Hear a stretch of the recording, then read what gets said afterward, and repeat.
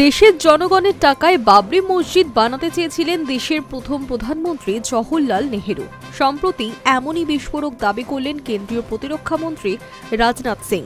তার আরও দাবি, সরকারি অর্থে নেহেরু সেই মসজিদ বানানোর ইচ্ছায় বাদ সাধেন সর্দার বল্লভভাই প্যাটেল। সর্দার বল্লভভাই প্যাটেলের ১৫০তম জন্মদিন উপলক্ষে ভদোদরায় উপস্থিত হয়েছিলেন প্রতিরক্ষামন্ত্রী।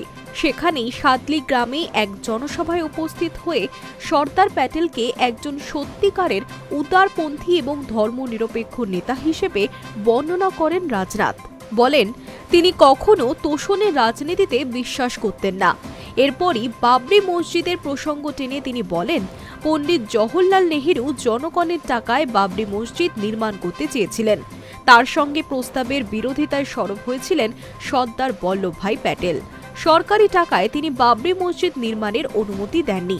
এরপর নেহেরু সোমনাথ মন্দির পুনরুদ্ধারের বিষয় উত্থাপন করলে প্যাটেল স্পষ্ট ভাষায় জানিয়ে দেন, এই মন্দিরের প্রসঙ্গ ভিন্ন, কারণ ওই মন্দির পুনরুদ্ধারের জন্য প্রয়োজনীয় ৩০ লক্ষ টাকা সাধারণ মানুষ দান করেছিলেন।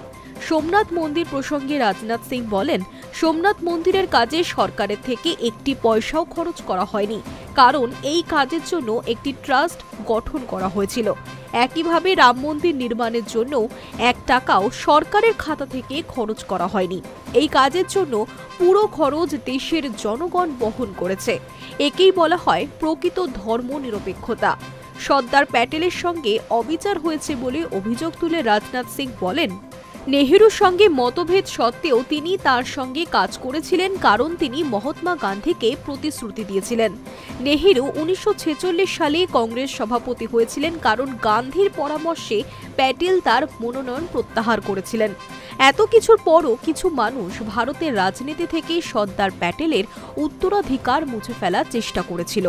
প্রধানমন্ত্রী নরেন্দ্র মোদী তাকে ইতিহাসের পাতা থেকে তুলে এক উজ্জ্বল নক্ষত্র হিসেবে পুনঃপ্রতিষ্ঠা করেছেন।